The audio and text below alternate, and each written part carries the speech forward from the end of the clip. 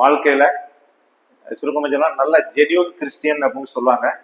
ஒரு நல்ல கிறிஸ்தவன் அப்படின்னா சத்தியத்தை அறிந்திருக்கிறவர்கள் என்று வேதம் சொல்லுகிறது. பேதுரு சொல்லுகிறார், அவரை அறிகிற அறிவினை வளருங்கள். அதனால வேத வாக்கியங்களை ஆராய்ந்து பாருங்கள் என்று வேதம் சொல்லுகிறது. அதன் அடிப்படையில இந்த நாளிலும் நாம் தொடர்ச்சியாக வெளிப்படுத்தின விசேஷப்படியாக இந்த இடத்துல நாம் வந்திருக்கிறோம். இந்த பைபிள் ஸ்டடி மூலமாய் தேவன் உங்களை ஆசீர்வதிப்பாராக. சரி, நாம் தொடர்ச்சியாக இந்த வெளிப்படுத்தின விசேஷத்தை நாம் ஆராய்ந்து படித்துக் கொண்டு வருகிறோம். இன்றைக்கு கூட வெளிப்படுத்தின விசேஷம் 19ஆம் அதிகாரத்தை நம்ம என்ன செய்ய போறோம், இன்னைக்கு நாம் சிந்திக்க போறோம். அதுல முதல் 10 வசனங்கள் வாசிங்க. வெளிப்படுத்தின விசேஷம் 19ஆம் அதிகாரம் 1 to 10 வரை.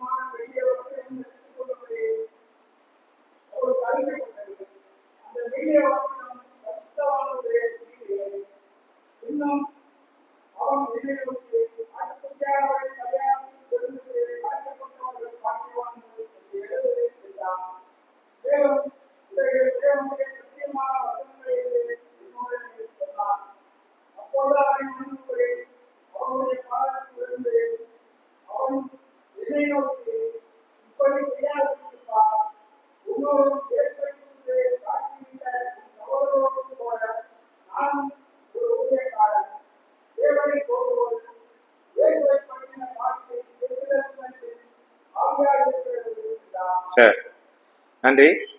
இப்பொழுது நம்ம இந்த வெளிப்படுத்தின விசேஷம் 19ஆம் அதிகாரம் 1 to 10 வரை இந்த வசனத்துக்களை நாம் ஆராய போகிறோம். இப்ப நம்ம வாசித்த இந்த வேத பகுதிக்கு என்ன ஒரு தலைப்பு அப்படின்னா, பரலோகத்தில் அல்லேலூயா பாடல்கள். பரலோகத்துல எவைகளுக்கு பின்பு மேல 18ஆம் அதிகாரம் முடிஞ்சிருச்சு, உபத்திரவ காலம் முடிஞ்சிருச்சு, அப்படித்தானே? உபத்திரவ காலம் முடிஞ்ச உடனே இங்க ஒரு மகிழ்ச்சியின் அல்லேலூயா பரலோகத்திலே ஒரு பாடல்களை நம்ம பார்க்கிறோம். அதனாலதான் பரலோகத்தில் அல்லேலூயா பாடலை, ஏன்னா உபத்திரவ காலம் முடிஞ்ச உடனே ஒரு மகிழ்ச்சி என்ன செய்யுது, ஒரு அதிகாரத்தை இப்பொழுது நம்ம என்ன செய்ய போறோம், பார்க்க போறோம். என்ன வாசித்தோம்? இந்த அதிகாரத்தை இந்த 1 to 10 வரை 4 பகுதிகளாக நம்ம பார்க்கலாம். முதல்ல என்னது? பரலோகத்தில் உள்ள திரளான ஜனங்களின் அல்லேலூயா. 19 1 to 3 வரை அதுல நம்ம என்ன சிந்திக்கிறோம் அப்படின்னா, பரலோகத்தில் உள்ள திரளான ஜனங்கள், அதாவது பரிசுத்தவான்கள் என்ன செய்யறாங்க அப்படின்னா அல்லேலூயாக என்கிற ஒரு பாட்டை அங்க பாடுறாங்க. இரண்டாவதாக 19 4 to 5 வரை 24 மூப்பர்களின் அல்லேலூயா. ரைட்டா? நெக்ஸ்ட் 19 6 to 9 ஆட்டுக்குட்டியானவரின் திருமண தீர்க்க தரிசனத்தை குறித்து ஒரு அறிவிப்பு நம்ம பார்க்கிறோம். அடுத்து தேவனை தொழுது கொள்வதற்கு ஒரு கட்டளை. 19 10 தேவனை தொழுது கொள்வதற்கு ஒரு கட்டளை. அப்போ நம்ம வாசித்த இந்த 4 பகுதியும் இந்த 10 வசனத்துல என்ன செய்யலாம், நம்ம வந்து சிந்திக்கலாம். சரி, அப்போ முதல்ல என்ன பார்த்தோம்? பரலோகத்தில் உள்ள திரளான ஜனங்களின் அல்லேலூயா. பாத்தீங்களா? பரலோகத்துல அங்கு திரளான கூட்டங்கள், ஏன்னா அது கணக்குல அடங்க முடியாது, திரளான கூட்டம் என்று சொல்லப்பட்டிருக்கிறது. அங்கே அங்க பாருங்க, இவைகளுக்கு பின்பு பரலோகத்துல திரளான ஜனக்கூட்டம் அந்த ஆரவரத்தை எண்ணிச்சாரு யோவான் வந்து கேட்கிறார். இந்த படத்தை பாத்தீங்கன்னா அதேதான், அங்கே கிறிஸ்து இருக்கிறார், அங்க துதிக்கிற ஒரு கூட்டத்தை நம்ம பார்க்கிறோம். அது மட்டும் இல்ல, 2வது வசனத்தை நம்ம வாசித்தோம், வேசித்தனத்தினால் பூமியை கெடுத்த மகா வேசிக்கு நியாய தீர்ப்பு கொடுத்து. ஏன்னா தேவன் அந்தி கிறிஸ்துவுக்கு ஒரு முடிவை கட்டிட்டார். அந்த பாப்புலியோனிய நகரம் அழிக்கப்பட்டது அப்படின்னு சொல்ற உடனே அங்க அந்த பாப்புலியோனியம் புகையினால வரக்கூடிய அங்க அழிக்கப்பட்டுடைய காட்சியை இந்த படத்துல நம்ம பாக்குறோம். அது மட்டும் இல்ல, 3வது என்ன வசனம் வாசித்தோம், மறுபடியும் அல்லேலூயா என்று சொல்லி ஆர்ப்பரித்தார்கள். அந்த புகையை பார்த்த உடனே இங்கே அங்கே அந்தி கிறிஸ்துவுக்கு முடிவு கட்டப்பட்டதை குறித்து இங்க பரலோகத்திலே ஒரு அல்லேலூயா பாடலை குறித்து நம்ம பாக்குறோம். சரி, அப்ப இதுல இருந்து நம்ம பார்க்கக்கூடியது காரியம் என்ன அப்படின்னா, வெளிப்படுத்தின விசேஷம் 4-18 வரை என்ன அப்படின்னா உபத்திரவ காலத்தை குறித்து பாக்குறோம். நீங்க வெளிப்படுத்தின விசேஷத்தை நல்லா ஆராய்ந்து படிச்சீங்கன்னா உபத்திரவ காலம் எங்க இருந்து ஆரம்பிக்க, எத்தனாம் அதிகாரம், 4ஆம் அதிகாரத்துல. இதே இந்த 4ஆம் அதிகாரத்துல இவைகளுக்கு பின்பு அப்படின்னா என்ன அர்த்தம், 1-3 வரை சபையின் காலம், சபை எடுத்துக்கொண்ட பின்பு என்ன ஆரம்பிக்கு, உபத்திரவ காலம் ஆரம்பிக்கிறது. இந்த வார்த்தை நீங்க 4ஆம் வசனம் வெளிப்படுத்த 4-1 மாச்சுன்னா இவைகளுக்கு பின்புங்கிற அந்த வார்த்தை அங்க இருக்கும். அப்படின்னா என்னது, சபை எடுத்துக்கொண்ட பின்பு, அதைத்தான் நம்ம வாசிக்கிறோம். அப்போ இந்த வெளிப்படுத்த 4-18ஆம் அதிகாரம் வரை மகா உபத்திரவத்தின் நிகழ்வுகளை விவரிக்கிறது. ஏன்னா 18ஆம் அதிகாரத்தோட உபத்திரவ காலம் அங்க முடிவுக்கு வருகிறது. அடுத்து 19ஆம் அதிகாரத்தில் ஒரு மாற்றம் வருகிறது. ஏன்னா 19ஆம் அதிகாரத்தில் என்ன வருகிறது, ஒரு மாற்றம். ஏன்னா ஒரு வாழ்க்கையில ஒரு எப்போதும் இன்னைக்கு மனிதன் ஒரு மாற்றத்தை எதிர்பார்க்கிறான். பெரிய உபத்திரத்துல இருந்து ஒரு மாற்றத்தை எதிர்பார்க்கறதை போல எங்கேயும் ஒரு மாற்றத்தை நம்ம என்ன செய்யறோம் பார்க்கிறோம். 19ஆம் அதிகாரத்துல ஒரு மாற்றத்தை பார்க்கிறோம். வெளிப்படுத்தல் 19 கிறிஸ்துவின் 2வது வருகையை காண்பிக்கிறது. இந்த வெளிப்படுத்தல் 19ஆம் அதிகாரத்துல அங்க என்னத்தை நீங்க நல்லா அதுல வாசித்து பார்த்தீங்கன்னா, இது முழுமையா படிக்கும் பொழுது கிறிஸ்துவனுடைய 2வது வருகையை, செகண்ட் கம்மிங் என்ன செய்து அங்க நம்ம பார்க்கிறோம். அடுத்து பரிசுத்தவான்கள் தூதர்களும் கிறிஸ்துவின் வெற்றியால் மகிழ்ச்சி அடைகிறார்கள். இந்த 19ஆம் அதிகாரத்துல நம்ம பார்த்தோம், திரளான ஜனக்கூட்டம் என்று சொல்லும் பொழுது அதுல யாரெல்லாம் இருக்கிறாங்கன்னா, பரிசுத்தவான்கள் தூதர்கள் எல்லாரும் சேர்ந்து அந்த கிறிஸ்து இந்த பாபிலோனை அழிச்சதை பார்த்து அங்க என்ன செய்யறாங்க, வெற்றியால அல்லேலூயாங்கிற பாட்டு பாடி சந்தோஷத்தை என்ன செய்யறாங்க, அங்க கொண்டாடுவதை நம்ம என்ன செய்யறோம் பாக்குறோம். சரி, அது மட்டும் இல்ல, இவைகளுக்கு பின்பு என்ற வார்த்தையின் அர்த்தம் என்ன அப்படின்னா, 18ஆம் அதிகாரத்துக்கு நியாய தீர்ப்புக்கு பின்பு என்பதாகும். ஏன்னா இவைகளுக்கு பின்பு அப்படின்னா மேல இருந்து சொல்லிட்டு தான் வர்றாரு. 18ஆம் அதிகாரத்துக்கு பின்பு தேவன் என்ன செய்யற, நியாய தீர்ப்பு பின்பு இந்த காரியங்கள் என்ன செய்து நடக்குது. அடுத்து பாபிலோன் வீழ்ச்சியை பார்த்து பரலோகத்தில் பல தேவனை புகழ்ந்து பாடும் சத்தத்தை யோவான் கேட்கிறார். ஏன்னா யோவான் போல தரிசனத்துல இருக்கிறாரு.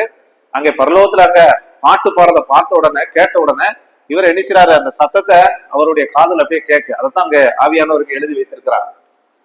அல்லேலூயா என்ற வார்த்தை எபிரேய மொழியிலிருந்து பெறப்பட்டது. அல்லேலூயாங்கிற வார்த்தை எங்க இருந்து வந்திருக்கு, எபிரேய பாசை. நம்ம உங்களுக்கு தெரியும், வேத பகுதி 2 பகுதியா எழுதப்பட்டிருக்கிறது.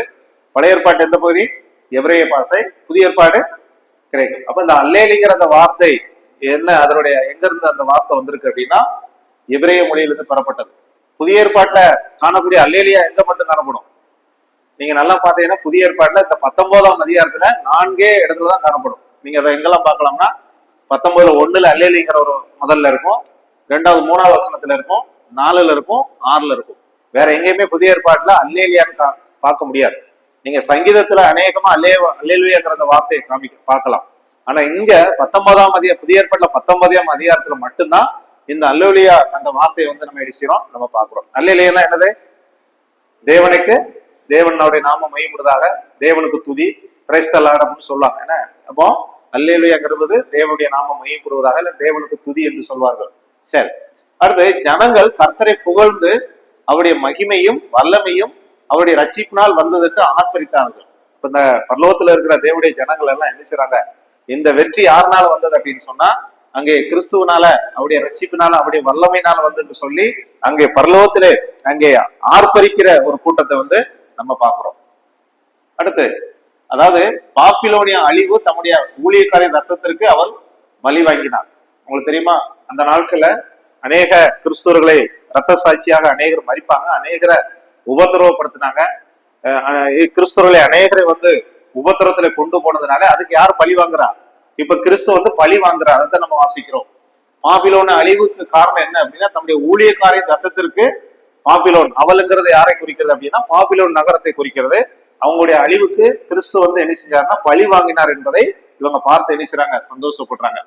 புகை அவளுக்கு விதிக்கப்பட்ட நித்திய தண்டனையை காண்பிக்கிறது. இந்த பாபிலோனுக்கு தேவன் ஒரு நித்திய தண்டனை வந்து அங்கே கொடுத்தார் என்பதை இந்த வசனம் வந்து வெளிப்படுத்துகிறது. அப்ப இதுதான் அந்த 1-3 வரை இருக்கக்கூடிய அந்த காரியங்கள்.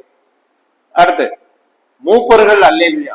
ஏன்னா நம்ம 19 4 to 5 வருஷம் தான் அங்கே மூப்பர்கள் அல்லேலூயா சொல்றாங்க. அப்ப இதை குறித்து நம்ம பார்க்கிறோம். 24 மூப்பர்கள், 4 ஜீவன்கள் வணக்கமாய் விழுந்து ஆமேன் அல்லேலூயா என்று சொல்லி சிங்காசனத்தின் மேல் வீற்றிருக்கிற தேவனை தொழுது கொண்டார்கள். பாத்தீங்களா, 4 ஜீவன் இருக்கும், 24 மூப்பர்கள் எணிக்கிறாங்க. அங்கே பரலோகத்திலே தேவனுக்குமாய் விழுந்து வணங்குறதை அந்த அந்த வசனத்தை நம்ம ஏற்கனவே நம்ம வாசிட்டோம். சரி, இப்போ அதுக்கடுத்த வசனம் நம்ம வாசித்தோம். அங்க அந்த தொழுதுகள்ல யாரெல்லாம் இருக்கிறாங்க?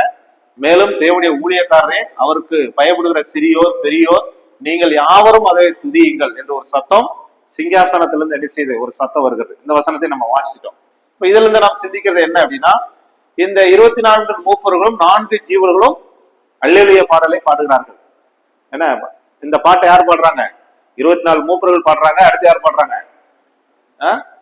4 ஜீவன்கள். அப்ப இதை குறித்து நம்ம பார்ப்போம். 24 மூப்பர்கள் யாரை குறிக்கு? 24 மூப்பர் யாரை குறினா சபையை குறிக்கு. புரியுதா உங்களுக்கு? 24 மூப்பர்னா யாரு? என்ன சபையில் உள்ள மூப்பரை சொல்லல, யாரு சொல்றாரு? சில பேர் சொல்லுவாங்க 12 மூப்பர்ல எங்க அப்பா ஒரு ஆள் இருப்பான்னு சொல்லல. அது என்ன அப்படின்னா 24 மூப்பர் என்று என்னது அப்படின்னா இது சபையை ரெப்ரசன்டேட்டிவ் அப்படின்னு சொல்லுவாங்க. இது சபையை பிரதிநிதித்துவப்படுத்துதான் போட்டிருக்கிறது. 24 மூப்பர்கள் சபையை பிரதிநிதித்துவப்படுத்துகின்றன. புரியுதா உங்களுக்கு? அடுத்து இந்த 4 ஜீவன்களும் தேவ தூதனை குறிக்கும். 4 ஜீவன்கள் யாரு? தேவ தூதர்கள், ஏஞ்சல்ஸ் சொல்லுவாங்களா, அவங்களை தேவனை துதிக்கும் தேவ தூதர்களை குறிக்கும். புரியுதா? ஏற்கனவே இதை நான் யாருன்னா 4ஆம் அதிகாரத்துல நான் ஆல்ரெடி இதை சொல்லிட்டேன், உங்களுக்கு சொல்ல தேவையில்ல. இதுக்கு சம்பந்தம் அப்படின்னா இந்த 24 மூப்பர் யார் அப்படின்னா 4ஆம் அதிகாரத்துல இருக்கும். அது ஆல்ரெடி இதை நம்ம எடுத்தாச்சு. அடுத்து சிங்காசனத்தில் மற்றொரு தேவ தூதரின் ஒரு குரல் வருகிறது. என்னது? ஊழியர்கள் சிறியோர் பெரியோர் தேவனை துதியுங்கள் என்று அங்கிருந்து சிங்காசனத்துல இன்னொரு தூதர் என்ன செய்யறாரு, அங்க ஒரு குரலை வந்து என்ன செய்யறோம் நம்ம பார்க்கிறோம். சரி, அடுத்து ஆட்டுக்குட்டியானவரின் திருமணத்தின் தீர்க்க தரிசன ஒரு அறிவிப்பு. ஏன்னா ஆட்டுக்குட்டியானவருக்கு ஒரு தீர்க்க தரிசனமான ஒரு திருமணத்தை குறித்து ஒரு தீர்க்க தரிசன ஒரு வசனத்தை நம்ம வந்து வாசிக்கிறோம். சரி, அப்ப 6ல நம்ம வாசிச்சோம். என்ன வாசிச்சோம்? அப்பொழுது திரளான ஜனங்கள் இடும் ஆரவாரம் போலவும் பெருவெள்ள இறைச்சல் போலவும். பாத்தீங்களா, இவங்க அந்த துதிக்கிற அந்த பாட்டு வந்து எப்படி இருக்கு பாத்தீங்களா? ஆரவாரம் பெருவெள்ள இறைச்சலை போலவும் பலத்த இடி முழக்கம். இவங்க பாடுற சத்தத்தை கேட்டோம், இடி முழக்கம் மாதிரி ஒரு சத்தம் உண்டாய் அல்லேலூயா சர்வ வல்லமையுள்ள தேவனாய் கர்த்தரை ராஜ்யம் பண்ணுகிறார் என்று சொல்லி ஒரு சத்தத்தை என்ன செய்யறோம் அங்க நம்ம பார்க்கிறோம். இது அங்கே பரலோகத்திலே காணக்கூடிய ஒரு மகிழ்ச்சியின் ஒரு சந்தோஷத்தை நம்ம பார்க்கிறோம். அது மட்டுமல்ல, ஒரு வசனத்தை நம்ம வாசித்தோம், நாம் சந்தோஷப்பட்டு களி கூர்ந்து அவருக்கு துதி செலுத்தப்படுவோம். ஆட்டுக்குட்டியானுடைய கல்யாணம் வந்தது. ஆட்டுக்குட்டியானுடைய கல்யாணம் வந்தது. அவருடைய மனைவி தன்னை ஆயத்தம் பண்ணினார் என்று சொல்ல கேட்டேன். ஏன்னா இப்ப ஆண்டவருடைய வருகை சமயம் ஆயிடுச்சு அப்படின்னு சொல்லுகிறார். நான் சீக்கிரமா நான் வரப்போகிறேன், ஆட்டுக்குட்டியானுடைய கல்யாணம் வருது என்று அங்க சொல்லுகிறார். அது மட்டுமல்ல, அந்த வஸ்திரம் எப்படி இருந்தது? சுத்தமும் பிரகாசமான மெல்லிய வஸ்திரம். ஏன்னா இது என்னன்னு அடுத்து நம்ம பார்ப்போம். சரி, இப்ப இதை வந்து வாசிக்கல என்ன அப்படின்னா, அடுத்து ஆட்டுக்குட்டியானுடைய கல்யாண விருந்து கலைக்கப்பட்டவர்கள் பாக்கியவான் என்று அந்த வசனத்தை நம்ம வாசிட்டோம். இதெல்லாம் இந்த படத்தை விசுவலா நீங்க பாக்குறதுக்காக அந்த வசனத்தை மறுபடியும் வச்சு உங்களுக்கு காமிக்கிறேன். சரி, இது ஒரு படம், இது ஒரு கற்பனையால் உள்ள ஒரு படத்தை நம்ம பாத்துக்காங்க.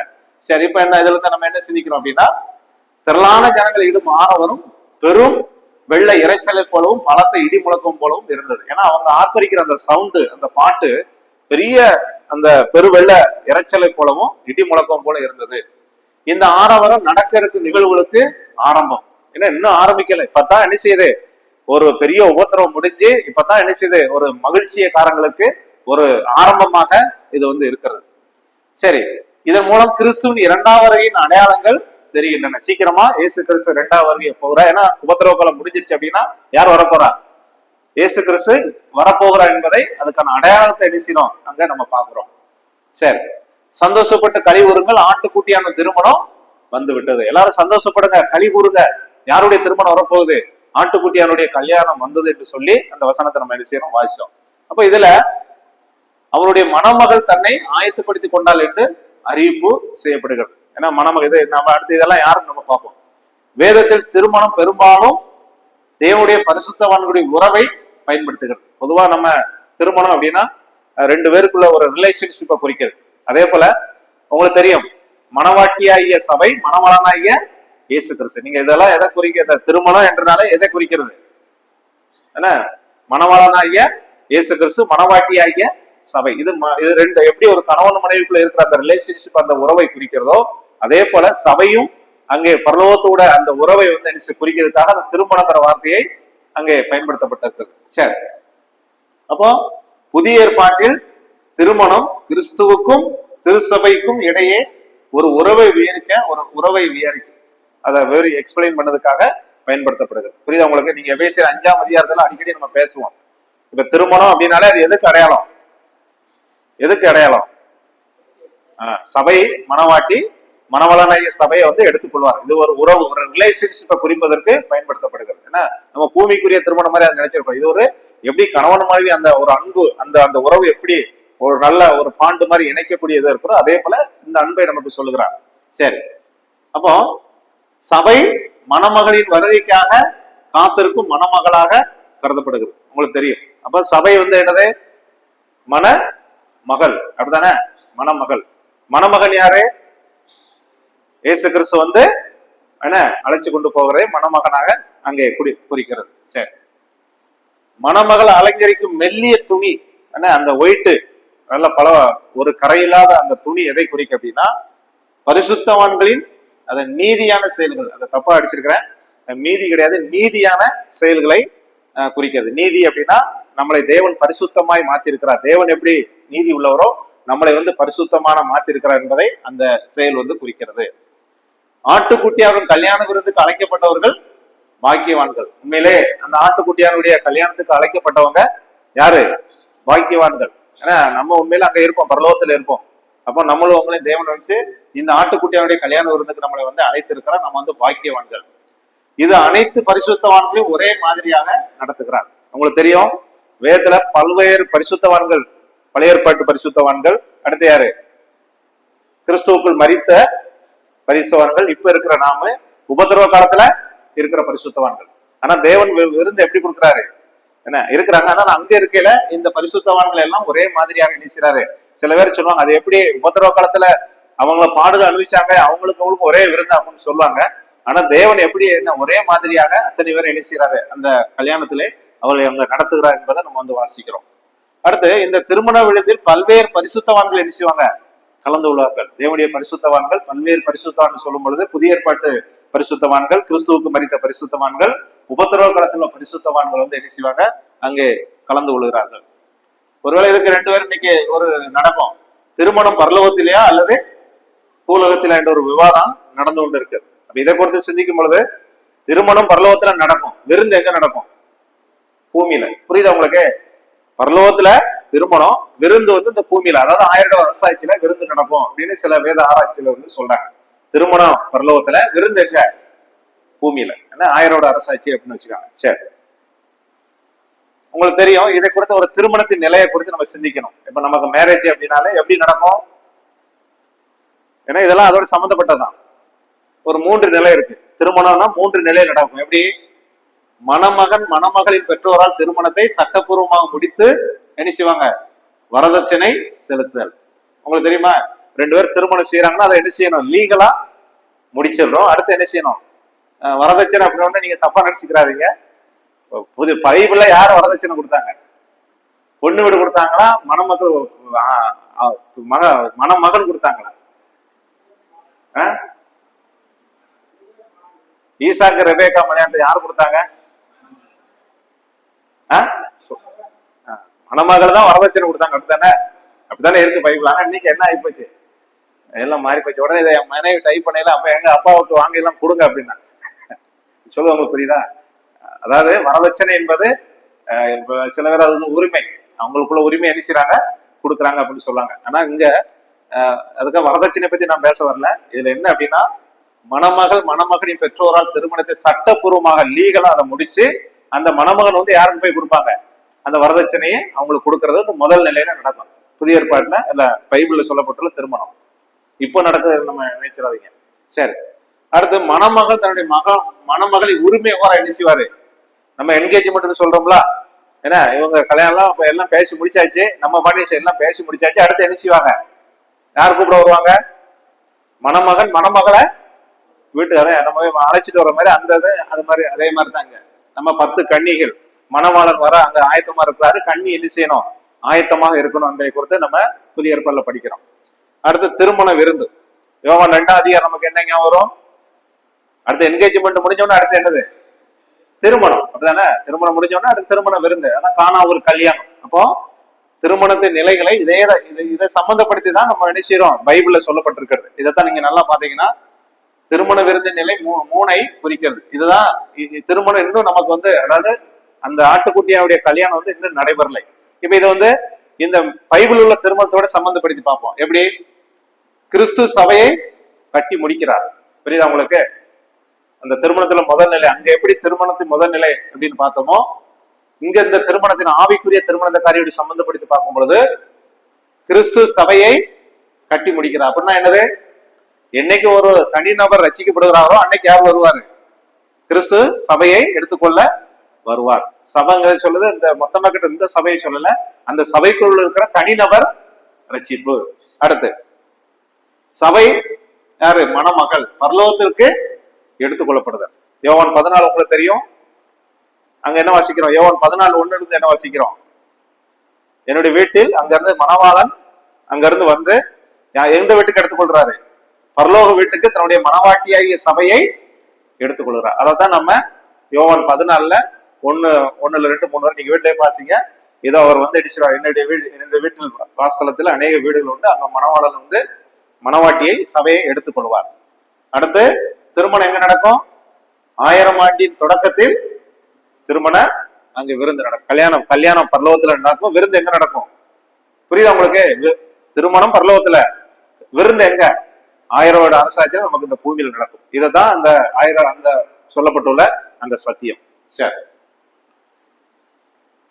அடுத்து தேவனை தொழுது கொள்வதற்கு கட்டளை என்ன? அப்போ இந்த இதெல்லாம் கேட்ட உடனே ஒரு இந்த வார்த்தையெல்லாம் கேட்ட உடனே தேவதூதன் காலில் போய் யோவான் வந்து விழுறார். அந்த வசனத்தை நம்ம வாசிக்கிறோம். அப்போது அவனை வழங்கும்படி அவனுடைய பாதத்தில் விழுந்தேன். அவன் என்னை நோக்கி, இப்படி நீ செய்யாதபடி பாரு, என்ன உன்னோடும் இயேசுவை குறித்து சாட்சியிட்ட சகோதரோடு கூட நானும் ஒரு ஊழியக்காரன் அப்படின்னு சொல்லி அந்த வசனத்தை வாசிக்கிறோம். இதெல்லாம் அறிவிச்ச உடனே அந்த தேவதூதருடைய காலில் போய் யார் விழுதா? பாதத்துல யோவான் விழுகிறான். அப்ப அந்த யோவான் வந்து கடிஞ்சு கொண்டு, இப்படி செய்யாத, நான் யாரு? ஒரு ஊழியக்காரன் தான். இதுல இருந்து தெரியுது நம்ம யாருமே தேவனை தவிர யாரும் என்ன செய்யக்கூடாது? தொழுது கொள்ளக்கூடாது. அவர் மட்டும்தான் நம்ம தொழுது கொள்ளணும் அப்படின்னு என்ன செய்யறாரு? இந்த வசனம் நமக்கு வந்து வெளிப்படுத்துகிறது. அப்போ 4 பெரிய அல்லேலியாக்களுடன் பரலோகத்தில் மிகவும் வியத்தக்க விதத்தில் இருந்ததால் தேவனை வணங்கினான். இதெல்லாம் பார்த்த உடனே அவருக்கு ரொம்ப ஒரு ஆச்சரியமா ஒரு வியப்பா இருக்கு. இப்படி எல்லாம் நடக்க அப்படின்னு பண்ண உடனே இதெல்லாம் பார்த்த உடனே ஊழியக்காரன், அந்த தேவதூதனுடைய ஊழியக்காரன் கால்வை விடுறார். அதைத்தான் நம்ம பார்த்தோம். இருப்பினும் அங்கே தேவதூதன் அவனை கடிந்து விழுகிறார். நீ யாருடைய பாதத்துல என்ன செய்யாத, நீ விழாத, தேவனை தொழுது கொள் என்று சொல்லி அந்த தேவதூதன் அவனை கடிந்து கொண்டு யோவான சொல்லுகிற அந்த அறிவுரையை நம்ம என்ன செய்யறோம்? பார்க்கிறோம். தேவனை தொழுதுகொள், இயேசுவை பற்றி சாட்சி தீர்க்க தரிசனத்தின் ஆவியா இருக்கிறது. அப்போ இயேசு கிறிஸ்து சொன்ன அத்தனை வேத வசனங்களும் அது ஒரு சாட்சியமாக, அது தீர்க்க தரிசனத்தின் ஒரு ஆவியா இருக்கிறது. அப்படின்னா என்ன அர்த்தம் அப்படின்னா, இது பரிசுத்தாவின் சிறப்பு. அப்படின்னா கிறிஸ்துவ இன்னைக்கு இருக்கிற பரிசுத்த ஆவியானவர் என்ன அவர் செய்யற ஊழியங்கள் என்னன்னா, அவர் யாரை மையப்படுத்துகிறாரு? கிறிஸ்துவை மையப்படுத்துகிறார். அதான் சொல்ல அந்த பரிசுத்தாவினரின் அந்த வார்த்தை பயன்படுத்துவதற்கான காரணம் பரிசுத்தாவினுடைய சிறப்பு கிறிஸ்துவை மையப்படுத்தல். அப்ப இதுல சொல்லப்பட்டுள்ள காரியம் இதைத்தான் நம்ம வாசிக்கிறோம். 4 விஷயத்த இதுல வந்து நம்ம வந்து சுருக்கமாக நம்ம வாசிக்கிறோம். புரியுதா? சரி, அப்போ இன்னைக்கு நம்ம ஒரு 10 வசனத்தை தான் சிந்திச்சோம். இப்போ இதுல இருந்து ஒரு காரியத்தை நம்ம என்ன செய்ய போறோம்? உங்களுக்கு முன்னாடி ஒரு விஷயத்த நான் சொல்லிடுறேன்.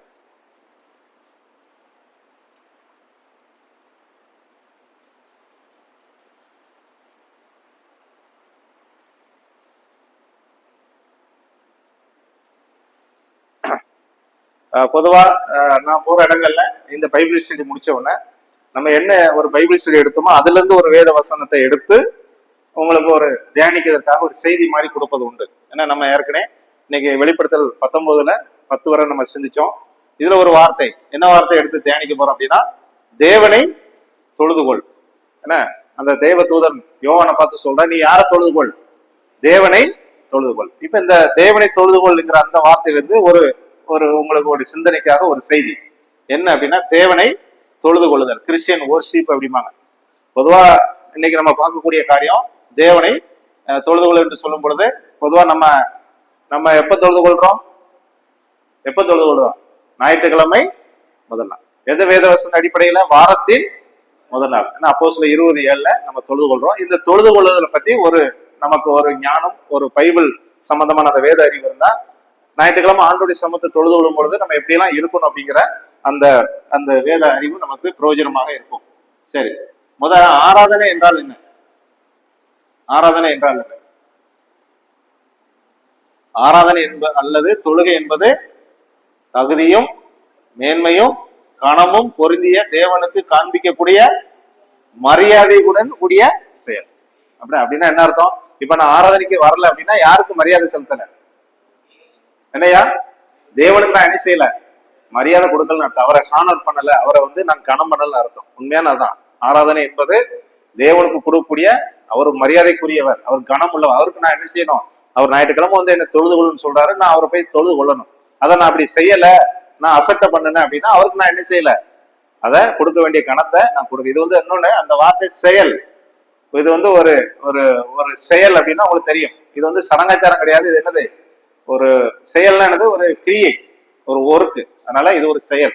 புரியாங்க? நான் சொல்லுவேன், ஆராதனை என்பது ஒரு செயல் என்று நம்ம மனதில் வச்சுக்கணும்.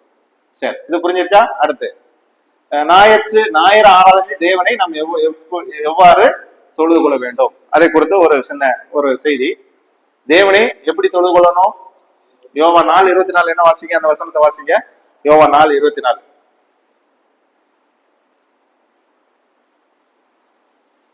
யோவான் 4:24.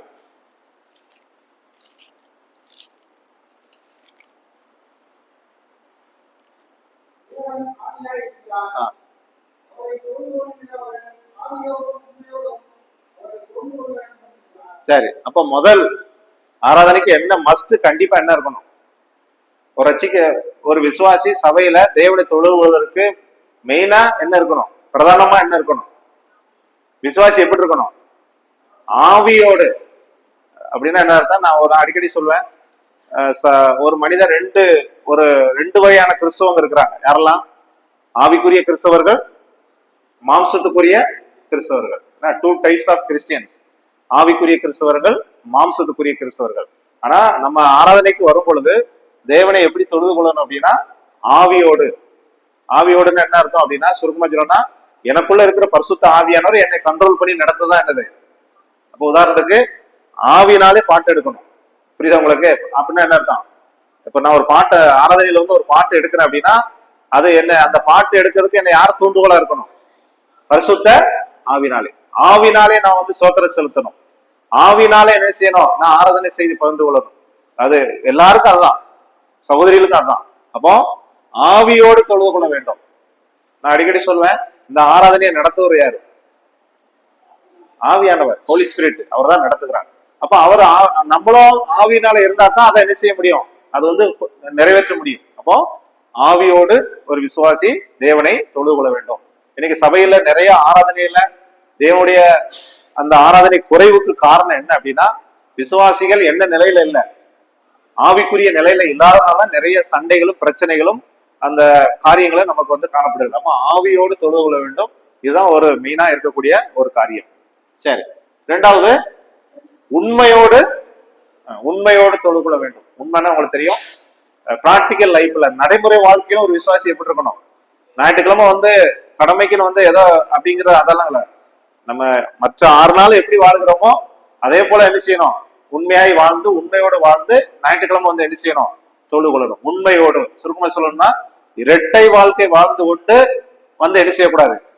தேவனை தொழுது கொள்ள, உண்மையோடு தொழுது கொள்ள வேண்டும். அப்படிதான் அங்க வேதம் சொல்லுகிறது. இதே அதுல அந்த இதுல நம்ம பாக்குறோம். உண்மையோடு தொழுது கொள்ளணும். அடுத்து பரிசுத்தத்தோடு. ஏன்னா உங்களுக்கு அடிக்கடி நம்ம வாசிப்போம் சங்கீதம் தொழித்தார் பரிசுத்த அலங்காரத்துடனே கர்த்தரை தொழுது கொள்ளும். ஏன்னா டோட்டல் பரிசுத்தத்துல போச்சுன்னா டோட்டல் அவுட்டு, டோட்டல் எல்லாமே போச்சு. நீ பரிசுத்த மெயினா தொழுது கொள்வதற்கு இதுவும் அவசியம். பரிசுத்தம் இல்லாமல் தேவனை ஒருவன் என்ன செய்ய முடியாது, தொழுது முடியாது. அப்படித்தானே இதயத்தில் பரிசுத்தம் உள்ளவர் தேவனை தரிசிப்பார்கள் அப்படின்னு நம்ம என்ன செய்யறோம், நம்ம பாக்குறோம். அப்போ தேவனை தொழுது கொள்வதற்கு இந்த மூன்றும் நம்ம என்ன செய்யணும், முக்கியமா இருக்கணும். ஆவியோடு இருக்கணும், உண்மையோடு இருக்கணும், பரிசுத்தத்தோடு இருக்கணும். பரிசுத்தத்தோடு தொழுது கொள்ள வேண்டும். சரி, அடுத்து இந்த தொழுது கொள்வதனால ஆராதிக்கிறதுனால நமக்கு என்ன நன்மைகள், இந்த ஒர்ஷிப் ரிசல்ட் அப்படிம்பாங்க. ஒரு என்ன ரிசல்ட் கிடைக்கும், நாம் தேவனுக்குள் மகிழ்ச்சியா இருக்கிறோம். ஏன்னா இதுல சில வசனங்கள் மிஸ்டேக் இருக்கும், நான் சரியா டைப்ல மிஸ்டேக் இருக்கும், நான் இன்னொரு நாளைக்கு கூட அதை சொல்றேன். அதாவது நம்ம ஆராதிக்கும் பொழுது நமக்கு என்ன வருகிறது, ஒரு மகிழ்ச்சி. தேவன் நமக்கு ஒரு மகிழ்ச்சியை கொடுக்கிறார். உண்மை அதுதான். நீங்க உண்மையா நம்ம செஞ்சோம் அப்படின்னா நாம் தேவனுக்குள் மகிழ்ச்சியா இருக்கிறோம். நாம் உண்மையா ஆண்டவரை தொழுது கொள்ளும்போது தேவன் நமக்கு ஒரு மகிழ்ச்சியை கொடுக்கிறார். அடுத்து நாம் அவரோடு இன்னொன்னு, நாம் மகிழ்ச்சியா இருக்கிறோம், அவருக்கு எப்படி இருக்கும், அவருக்கு நம்ம தொழுது கொண்டு அவருக்கு எப்படி இருக்கும், அதை டைப் பண்ணல, அதை விட்டுட்டேன். நம்ம மகிழ்ச்சியா இருக்கிறோம், அதே மாதிரி நம்ம தொழுது கொள்ளும் பொழுது நம்முடைய தேவன் என்ன செய்வாரு, மகிழ்ச்சியா சந்தோஷப்படுவார். என்ன அதான் உண்மை. ஏன்னா என் பிள்ளைகள் என்னை தொழுது கொள்கிறார் என்பது அவர் மகிழ்ச்சி எடுக்கிறார். அது மட்டுமல்ல, நம்ம அவரோடு கூட நம்ம ஆராதிக்க அவரோடு என்ன செய்யறோம், ஒரு நெருக்கம் ஏற்படுகிறது, ஒரு ஃபெல்லோஷிப், அவரோட ஒரு நல்ல ஒரு நெருக்கமான அந்த காரியங்கள் வரும். ஆராதனையை விட்டுட்டோம் அப்படின்னா அந்த நெருக்கம் போயிடும். அதனாலதான் அந்த ஒரு ஐக்கியம் ஏற்படுகிறது. என்ன சரி, அடுத்து தேவன் நம்மோடு, அதாவது நமக்கு ஒரு நெருக்கம் ஏற்படுகிறது, அவரும் நமக்கு என்ன செய்வாரு, அப்படித்தானே? அதாவது நம்ம அவரோட பக்கத்துல போறோம், அவரும் நம்ம பக்கத்துல வருகிறார். அதான் நான் தேவனோட நம்ம என்ன செய்யறோம், நாம் நெருக்கமாக இருக்கிறோம். சரி, இது ஒரு ஆவிக்குரிய ஊழியம். அதான் புரியுதா உங்களுக்கு? அங்க வாசிக்கிறோம், ஆவிக்கேற்ற பலிகளை செலுத்தும்படி அப்படின்னு வார்த்தை என்னன்னா, ஆராதனை என்பது என்ன ஊழியம், ரட்சிக்கப்பட்டவர்கள் செலுத்துகிற ஒரு ஸ்பிரிச்சுவல் சர்வீஸ் அப்படிம்பாங்க. என்ன சர்வீஸ் அப்படின்னா ஆவிக்குரிய ஒரு ஊழியம். நல்லா புரிஞ்சுக்காங்க, இது ஒரு ஊழியம், ஆவிக்குரிய ஊழியம். அப்போ ஆராதனை என்பது விசுவாசிகள், ரட்சிக்கப்பட்ட விசுவாசிகள் செய்யக்கூடிய ஒரு ஆவிக்குரிய ஒரு ஊழியம். இதை நம்ம செய்யணும். அடுத்து நம்ம ஆராதிக்க நம்ம தேவனை போல அந்த காரியங்கள் நமக்கு மாறுகிறோம். அதுதான் சொல்லுவார், திறந்த முகமாய் அவருடைய சாயலாகத்தானே. அதாவது சைனால ஒரு கதை சொல்லுவாங்க, அந்த புத்தருடைய முகத்தை பார்க்கும் பொழுது பார்க்க இவங்க அவங்கள மாதிரி மாறுவாங்களாம். அது ஒரு கதை தான், உண்மை கிடையாது. ஆனா நம்ம எங்க இதை குறித்து சிந்திக்கும் பொழுது நாம் தேவனை தொழுது கொள்ள தேவனுடைய சாயலை போல என்ன செய்யறோம், நம்ம மாறுகிறோம். அதனால அது நமக்கு என்ன செய்யறோம், ஒரு பெரிய ஒரு நன்மை. அடுத்து ஆராதனைக்கு வரக்கூடிய தடைகள் என்னது, ஹிண்ட்ரன்ஸ் ஆஃப் வொர்ஷிப் அப்படிம்பாங்க. நம்ம ஆராதனைக்கு என்ன தடைகள் வரும், யார் கொண்டு வருவான், சாத்தான் நமக்கு என்ன செய்வான், நிறைய தடைகளை கொண்டு வருவான். நீங்க அந்த மத்தியில பாத்தீங்கன்னா என்ன ஆண்டவர் சொல்லுவாரு, உயர்ந்த பருவத்திலே கொண்டு போய் அங்கே அந்த விஷயத்தெல்லாம் சிந்திக்கும் பொழுது, எப்படியாவது இந்த உலகத்துல ஒரு விசுவாசி தேவனை தொழுது கொள்வதற்கு என்ன கொண்டு வருவாங்க, தடையை கொண்டு வருவாங்க.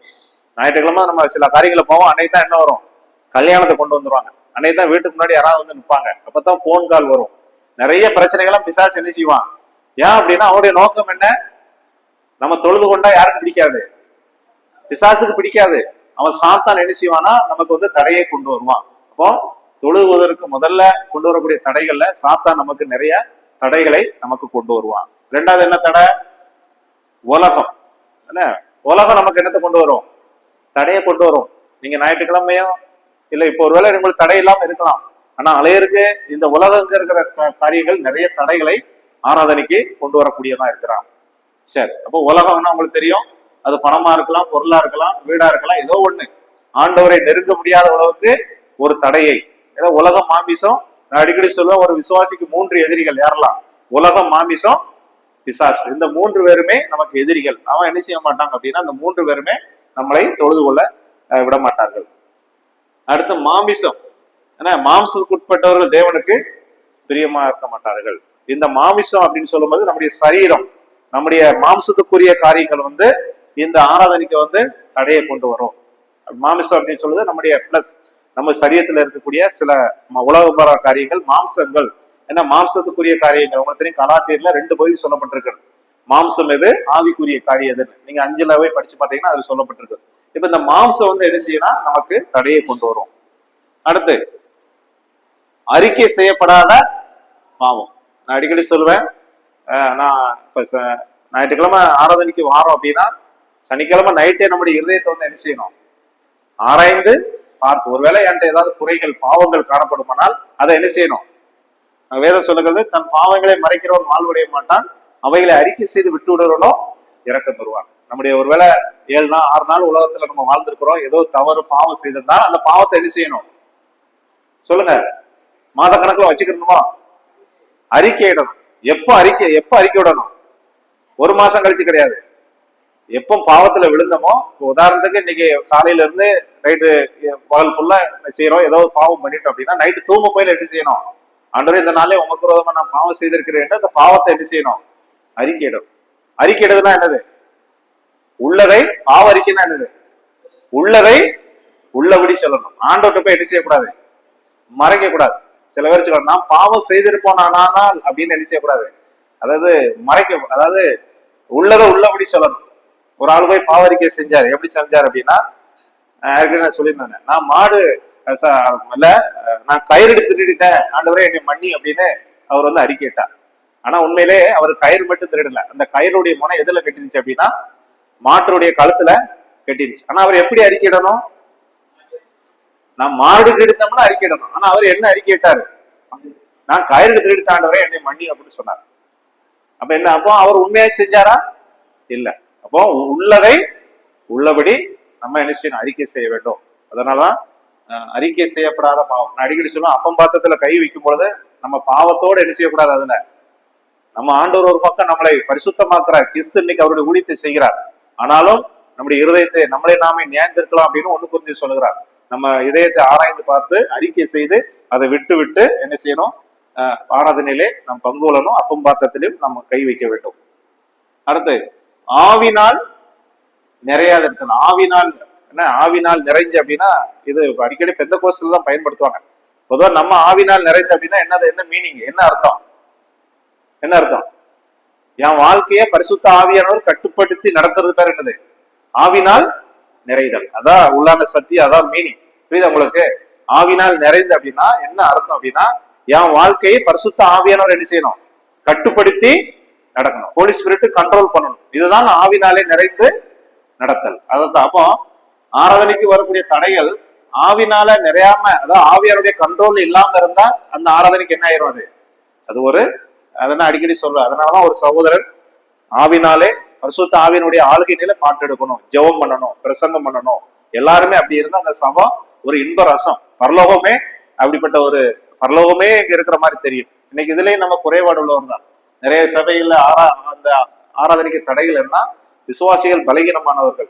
ஏன்னா அவங்க என்ன செய்யறாங்க, அந்த ஆவினாலே பரிசுத்தாவுடைய ஆவினாலே கண்ட்ரோல் இல்லாதனால அந்த ஆராதனையும் சில நேரங்கள்ல குறைபாடாய் காணப்படுகிறது.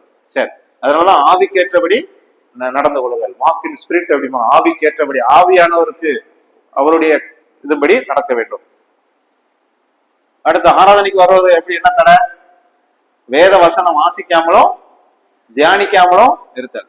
யாரு தியானிச்சுட்டு வரணும், செய்தி கொடுக்கறவங்க மட்டும்தான் தியானிச்சுட்டு வரணும் கிடையாது. ஞாயிற்றுக்கிழமை வரும் பொழுது வீட்டுல இருந்து வர்றவங்க என்ன செய்யணும், ஒருவேளை ஏசை 53 இல்ல சங்கீதம் 22 எல்லாரும் என்ன செய்யணும், தியானிச்சுட்டு ஆராதனைக்கு வரணும். ஆனா இன்னைக்கு யாரும் அப்படி வர்றது கிடையாது. பைபிளே வாசிக்காம வந்துருவாங்க சில பேர். உண்மையாதான், ஏன்னா ஏதோ கடமை, ஞாயிற்றுக்கிழமை போனோம் வரான்னு என்னன்னு கேட்பாங்க அப்படின்னு இருக்கக்கூடாது.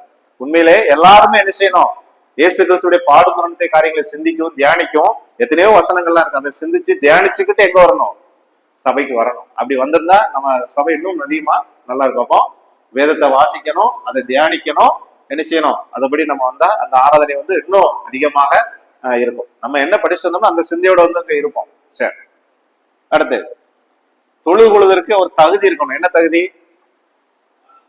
மறுபடியும், அதாவது ரட்சிக்கப்பட்டவங்க தான் என்ன செய்யணும், தொழுது கொள்ள முடியும். அப்பதான் வேதம் சொல்லுங்க, மறுபடியும் பிறவாதவர்கள் ஒருபோதும் இந்த ஆராதனைக்கு என்ன கிடையாது, அவங்களுக்கு இதுக்கு சம்பந்தம் கிடையாது. அப்போ யோவான் சொல்ல, ஒருவன் மறுபடியும் பிறவாவிட்டால், ஒரு மனுஷனுக்கு 2 பிறப்பு இருக்கு. என்ன பிறப்பு, முதல் பிறப்பு யாருக்கு, முதல் பிறப்பு என்னது, நம்ம அப்பா அம்மாவுக்கு பிறக்கிறது முதல் பிறப்பு. 2வது யாருக்கு பிறக்கணும், தேவனுக்கு, தேவனால் பிறந்தவர்கள். யோவான் 1 வாசிக்கிற 1ஆம் அதிகாரத்துல அப்போ மறுபடியும் பிறந்தவர்கள் அவங்க என்ன செய்யணும்னா அந்த ஆராதனைக்கு தகுதியானவர்கள். அவங்களதான் என்ன செய்யணும், இந்த அப்பத்திலையும் பாத்திரத்திலையும் பங்கு கொண்டு என்ன செய்யணும். இன்னைக்கு சில பேரு கடமைக்குன்னு செய்வாங்க, அவங்க அப்படியே சடங்காச்சாரமா ஃபாலோ பண்றவங்க நிறைய பேர் இருக்கிறாங்க. அப்போ இந்த ஆராதனைக்கு உள்ள தகுதி என்ன, அதுக்கு குவாலிபிகேஷன் மெயினா மறுபடியும் பிறந்தவர்கள், மறுபடியும் ரட்சிக்கப்பட்டவர்கள் கூட நம்ம அதை சொல்லலாம். அடுத்து ஆராதனை தொழுது விட்டு சில குறிப்புகள் நீங்க இருக்கிறீங்க, நீங்க தெரிஞ்சுக்காங்க. என்ன, ஆராதனைக்கு வரும் பொழுது நிறைந்த இருதயமும் திறந்த மனம். நம்ம ஆராதனைக்கு வரும் பொழுது நம்ம இதயத்துல வெறுமையா வரக்கூடாது. எப்படி வரணும், இதயத்துல நிறைந்த இருதயம். இன்றைக்கு நான் ஆண்டவரை என்ன செய்ய போறேன், தொழுது கொள்ள போறேன், ஆண்டவரை மையப்படுத்த போறேன் அப்படின்னு வீட்டுல இருந்து வரும் பொழுது நிறைந்த இதயத்தோட வரணும். அங்க இருந்து வெறுமையா வந்து இங்க இருந்து வெறுமையா போனோம்னா அது ஆராதனைக்கு அது இருக்காது.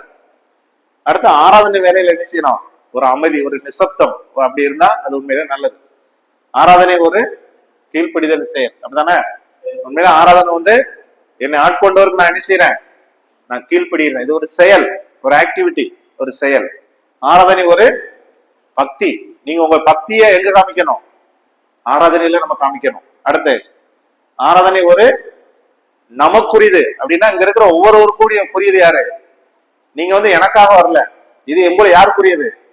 இப்ப நீங்க ஞாயிற்றுக்கிழமை வரையில சபை மூப்பர்களுக்கோ ஊழியருக்கோ வரல, இது யாருக்குரியது, தனிப்பட்ட ஒவ்வொருவருக்கும் புரியுது. நீங்க ரசிக்கப்பட்டவங்க எல்லாரும் அவங்க வந்து அப்ப பாத்திரத்துல என்ன செய்யணும், அதை கை கொள்ள வேண்டும். நமக்குரியதாக்கும் புரிய, அதான் நமக்குரிய அந்த செயல்.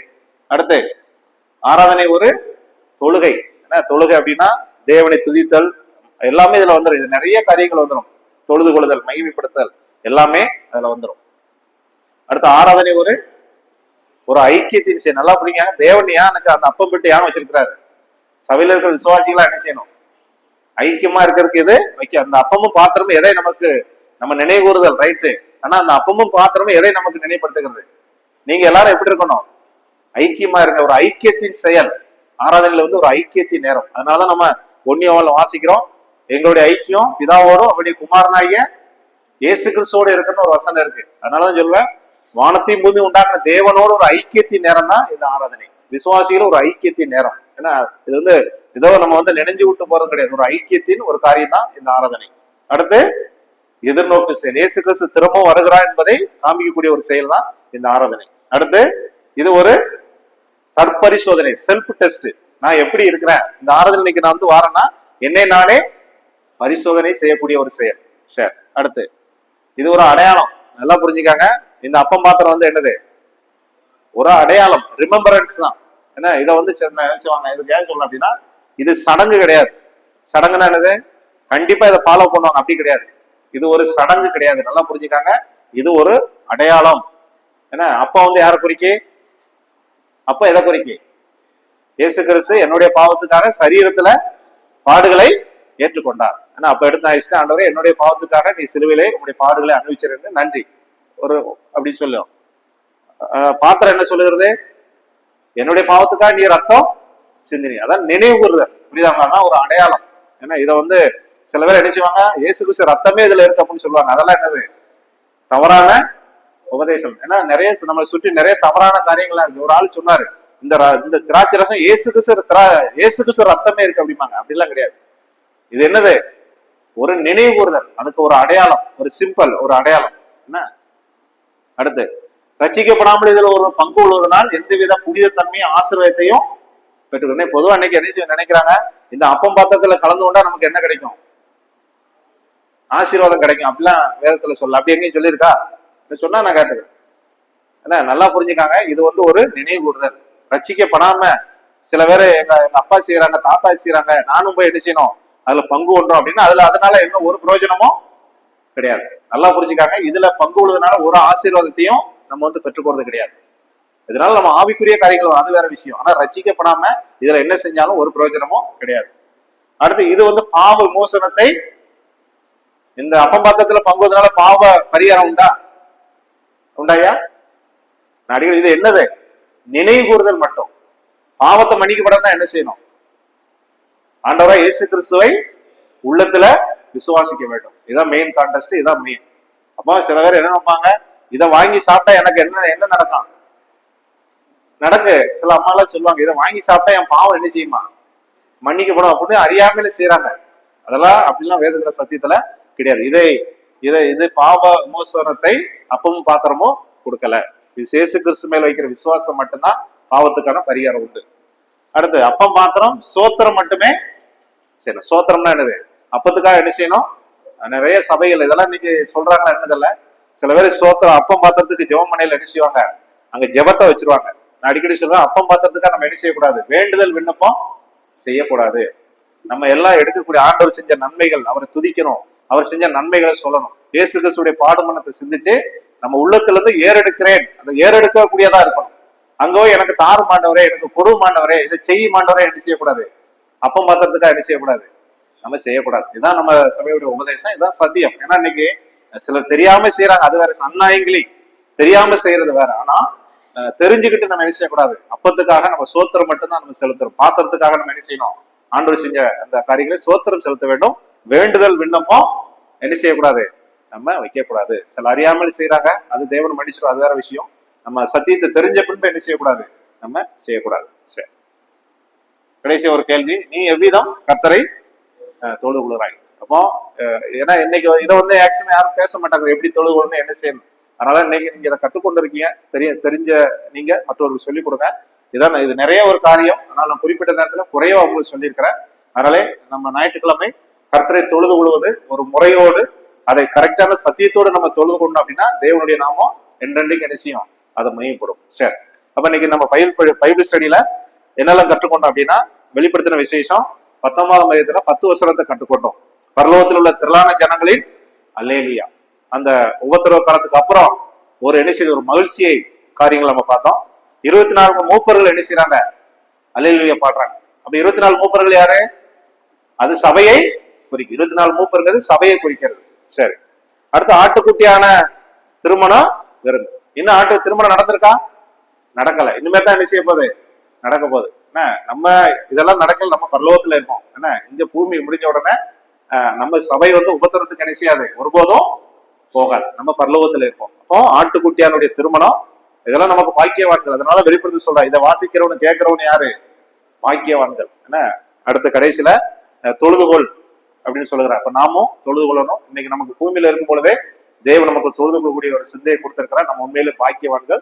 அதனாலே இன்னைக்கு நம்ம எப்படிதான் கர்த்தரை தொழுது கொள்கிறோம், இந்த ஆராதனை குறித்து நம்ம என்ன செய்யணும், அதுக்கு தடைகள் என்ன, எப்படி தொழுது கொள்ளணும் அப்படின்னு குறித்து ஒரு காரியம் கூட பார்த்தோம். அதனால நம்முடைய வாழ்க்கையில வர நாட்கள்ல இந்த தெய்வத்தை இன்னும் அதிகமாய் நாம் மையப்படுத்துவதற்கு தேவன் நமக்கு உதவி செய்வாராக. ஆமென்.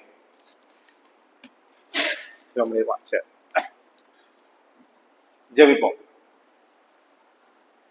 எங்களை நேசிக்கிற எங்கள் அன்பின் ஆண்டவரே, இந்த இரவு வேலைக்காக துதிக்கிறோம், உமக்கு நாங்கள் நன்றி செலுத்துகிறோம்.